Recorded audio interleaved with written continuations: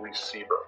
And the pineal gland is a tiny gland that sits between the back of your throat and the back of your head.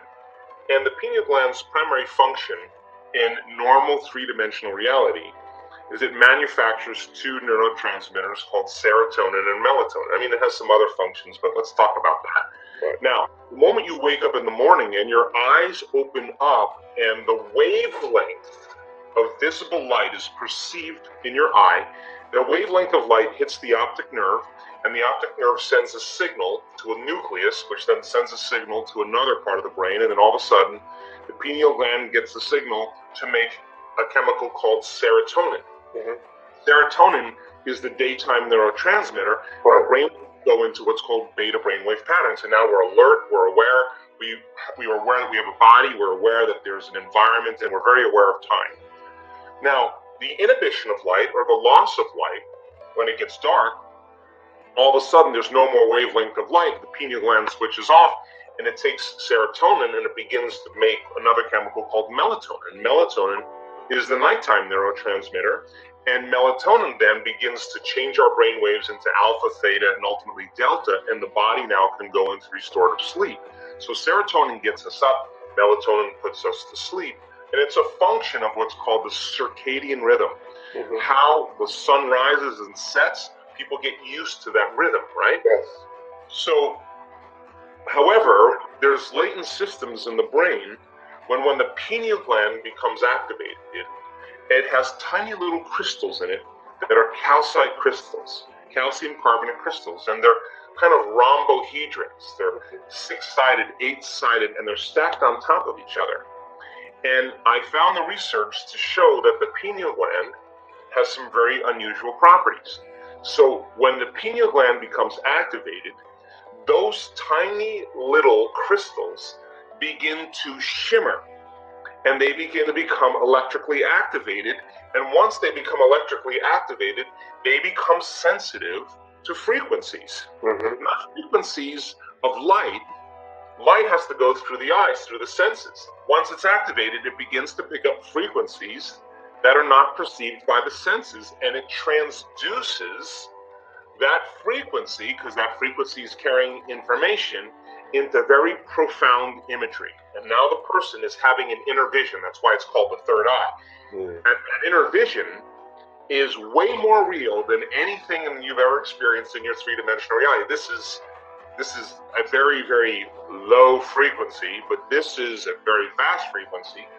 And all of a sudden, the pineal gland begins to make metabolites. Now, melatonin is already an antioxidant, but now the derivatives of melatonin, when this gland is activated, produces very powerful antioxidants that heal: anti-cancer, anti-aging, anti-heart disease, anti-stroke, anti-neurodegenerative, anti-inflammatory, antimicrobial.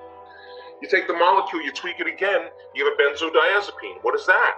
That's Valium. It's your body. Melatonin already relaxes you, but now, hang on. You are going to really chill out. You're going to be, survival centers in your body are going to be shut off, because that's what benzodiazepines do. They shut off your survival centers. So now you feel relaxed. It produces a chemical that puts the body into stasis. The first 3 centers, you lose sex drive, you lose appetite, you lose the preoccupation with your environment. The body is no longer, the mind, it's no longer driving us. Now you can dream without being interfered with your body.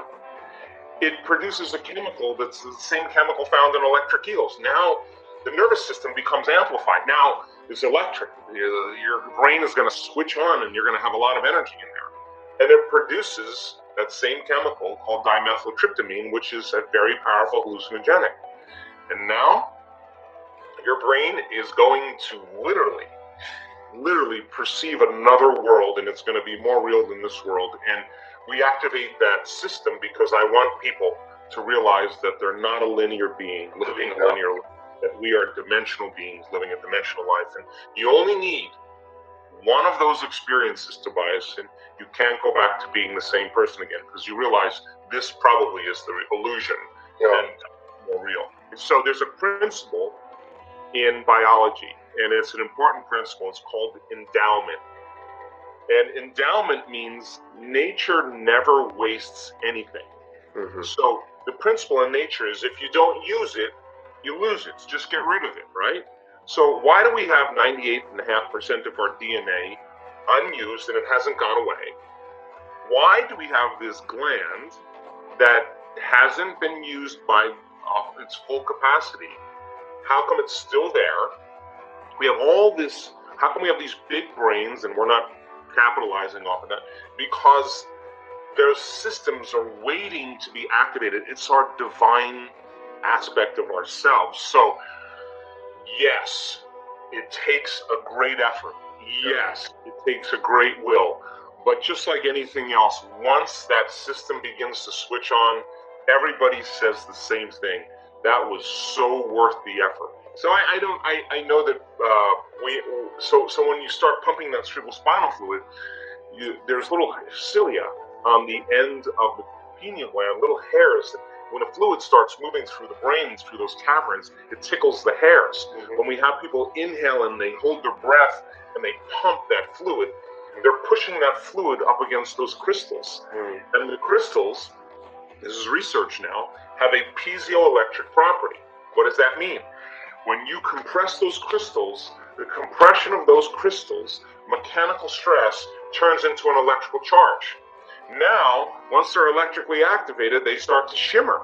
Once they start to shimmer, they're now going to receive information. And now it's a radio dial. It's going to pick up information, and the brain's going to transduce it into imagery. And now that latent system switched on, and hang on, because people say, I want the unknown, but whoa, when it comes, it's big.